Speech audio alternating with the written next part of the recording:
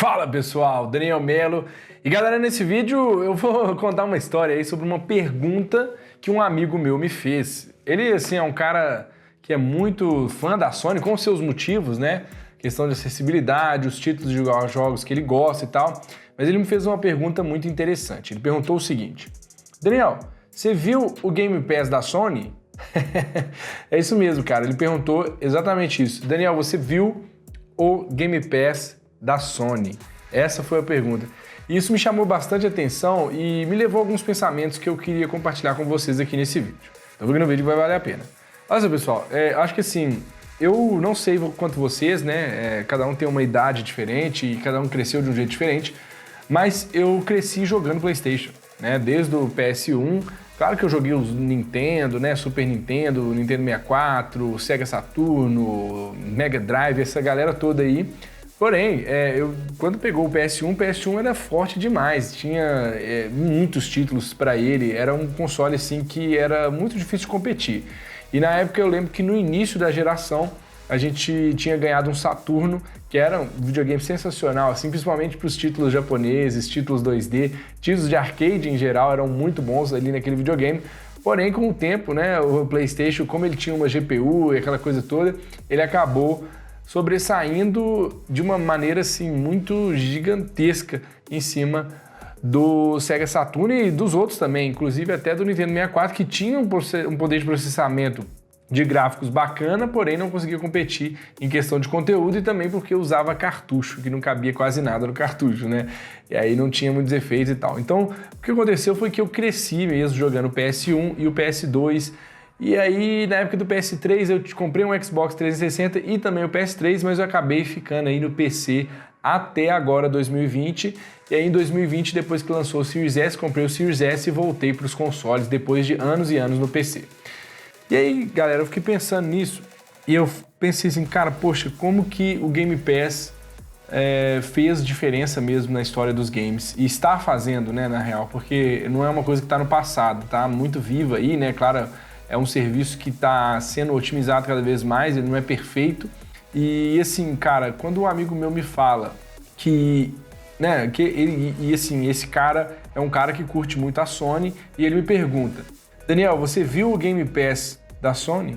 Eu fiquei pensando, cara, eu demorei anos, sem brincar, desde que eu voltei a jogar no Xbox e assim, meu irmão tinha um Xbox 360 também, porque eu tinha vendido o meu, eu acabei jogando um pouco dele mais do que eu joguei no meu próprio console, foi até engraçado isso, mas eu, muitas vezes, quando aparecia na tela, assim, aperte X para não sei o que, eu apertava o A. Então, que eu já estava acostumado que o X era ali na posição do A, de tanto jogar PlayStation na minha vida, na minha infância, na minha adolescência. Então, assim, eu tava com aquilo enraizado na minha cabeça, né? A Sony foi tão forte que eu lembrava do layout do controle da Sony, então L3, R3, R1, R2... E assim, para eu pegar aí o esquema, o layout do Xbox, então eu tive o Xbox 360, joguei muito no do meu irmão, joguei o Xbox One também, eu tinha muita essa dificuldade. O X para mim era onde é o A.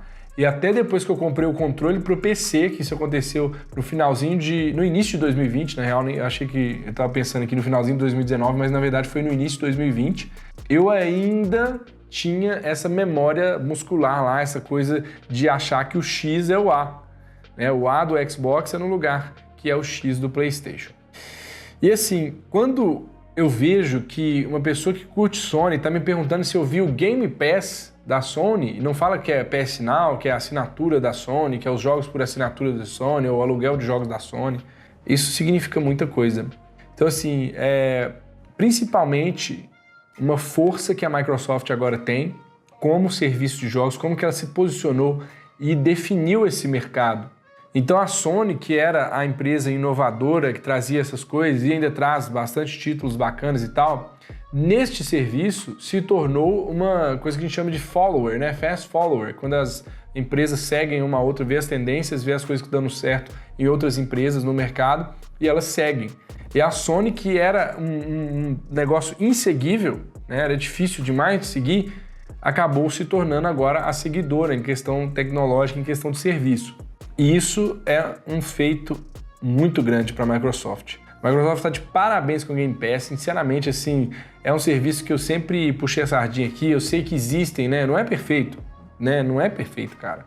É a mesma coisa, se você pega um serviço bacana, um Netflix, um Star Plus, sempre vai ter um conteúdo, outro que não tá ali, sempre tem alguma coisa que pode melhorar. E o Game Pass não seria diferente, né? Afinal de contas, é aplicando aí essa lógica da assinatura, do streaming em jogos. Então, teria defeitos parecidos, teria reclamações parecidas, mas como um serviço é muito bom, né? Tem jogos Day One, tem muita coisa bacana. E assim, é claro que o serviço da Sony é um serviço interessante, porque você pode jogar os jogos clássicos e tal, mas tem ainda que melhorar, assim como o Game Pass também tem, mas o da Sony ainda tem muito que melhorar ali na parte de emulação, na parte de retrocompatibilidade, que tem queda de frames, não roda o frame muito bom. A gente tem visto vídeos aí analisando isso e tem sido bastante desafiador para a Sony para conseguir atingir um resultado tão bom quanto a Microsoft conseguiu com a retrocompatibilidade, com a melhoria de gráficos sem ter que refazer o jogo completamente e tal. E assim, querendo ou não, a Microsoft é uma empresa de software, de serviços, então ela já tem assim meio que a manha ali também por trabalhar com hardware fragmentado no PC. Então você tem pessoas que têm placa de vídeo muito high-end, outros que têm mid-tier e uma outra mais fraca, né? Então são placas de vídeo fraca, média e forte. Então os jogos, eles já, de uma certa forma, ele tinha melhor aparência que o console no PC, que era mais caro. E às vezes no PC que tinha lá um preço mediano, ele tinha uma aparência igual ao do console e no que era mais barato, tinha uma aparência pior. E acho que isso ajudou também a Microsoft a ter esses presets, a ter essa condição de ajustar o game quando você coloca ele num console de nova geração, ele rodar com mais FPS, mais coisas. Isso não aconteceu tão bem com a Sony ainda, até pela própria natureza da empresa. A Sony é uma empresa que tem, claro, né, uma relevância enorme aí na indústria, tantas coisas que a gente viveu vendo, assim, desde a revolução lá do MP3 Player até o PS1 também, os DVD, televisão, sempre teve muita inovação, mas sempre foi uma indústria, né, muito forte com uma parte de software.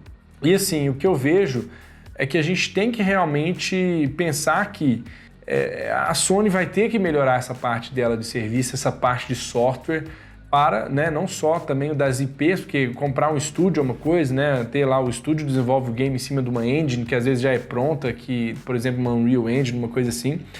E o que é mais importante ali nas produtoras dos jogos é a história do jogo, é o design do jogo, as mecânicas, e não a tecnologia do serviço em si.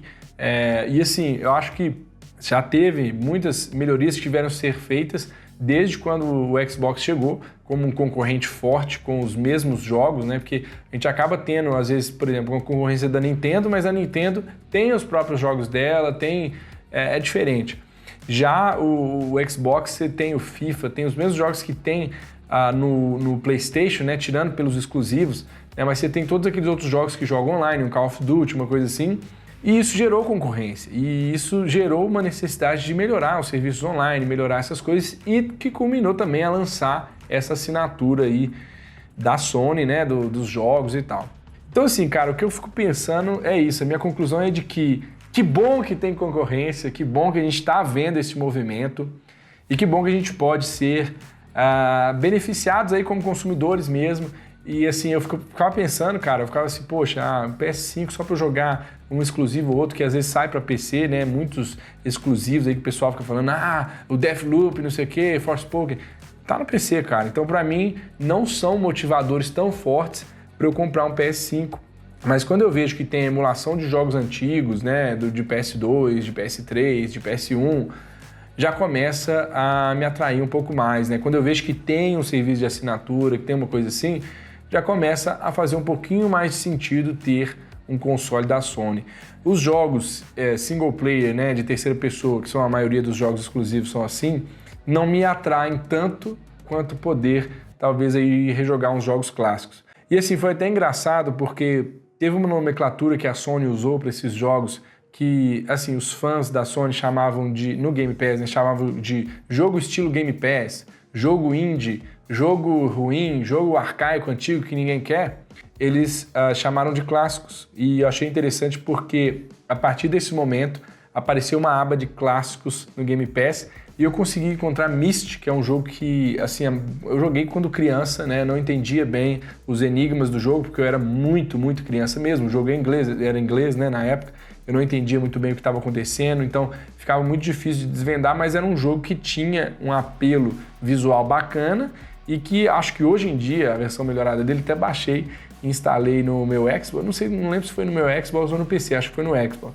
E assim, eu fiquei doido para jogar. E é um jogo clássico que estava na lista de clássicos, então foi interessante também ter essa nomenclatura, porque a gente para de ter essa... Nossa, cara, eu não sei, porque assim, cara, se o serviço não tem na sua plataforma, você precisa de encher o cara que tem, né? Assim, eu acho que isso era uma besteira a gente ficar ouvindo que, esse jogo estilo Game Pass, não sei o que, não sei o que. Mas, cara, são jogos, muitos jogos ali são clássicos. Você pega, por exemplo, eu tinha, né, jogado Skyrim no PC no passado, e aí eu ligo o Xbox, tem lá no Game Pass o Skyrim. Tá, é um jogo de 10 anos atrás, que pode ter tido uma melhoria ali no FPS, na resolução, e que não vai ser a mesma coisa que uma experiência de um jogo novo. Mas isso não faz ele ser um jogo ruim. Então, assim, esse é o grande pensamento que eu acho que vai cair aí na cabeça da galera agora que tá tendo um acesso a uma assinatura desse tipo na plataforma que ele curte mais, a entender o sentimento que a gente tem com o Game Pass, o sentimento de ter ali uma biblioteca de jogos, mesmo que alguns jogos são mais antigos, são clássicos, mas que são jogos que às vezes dá vontade de você jogar e você tem ali. E aconteceu um caso interessante, né? Meu sobrinho veio aqui, ele falou assim, tio, você tem tal jogo, você tem tal jogo? Eu perguntei ele se o jogo era grátis. Ele falou, não sei, eu instalei lá em casa e eu instalei no PC lá de casa e joguei, é bem legal e tal. E acaba que o jogo é bem legal mesmo, é um jogo que eu não esperava que teria no Game Pass, é um jogo indie mesmo, mas é um jogo desse tipo sandbox, né, que é o mesmo estilo aí do Minecraft, do Roblox e tal, são jogos que você pode criar coisas dentro deles, né. E eu achei bem interessante, cara, é um joguinho bacana, eu vou colocar gameplay na tela aí pra vocês verem. E eu fiquei pensando, cara, como que pode, né, pra criançada, pra gente assim, que a gente cresceu tendo uma dificuldade para comprar jogos, a gente não tinha boa representação aqui, a gente tinha que, às vezes até, muitas vezes, na verdade, né, a turma da escola e tal, dependia mesmo do jogo pirata, né, todo mundo tinha que ir lá no camelô, era horrível você não ter um serviço como o Game Pass, que te dá uma assinatura com vários jogos, que são jogos que não são ruins e que vão estar ali à sua disposição. Jogos que às vezes são jogos indie, jogos que são bacanas, né? Não quer dizer que um jogo indie é ruim, né? Muitos jogos que hoje são bons também, assim, começaram como mods ou como jogos indie e hoje são franquias estabelecidas. Então acho que a gente tem que respeitar a indústria nesse sentido e entender, cara, como é que funciona, entender as vantagens de um serviço assim.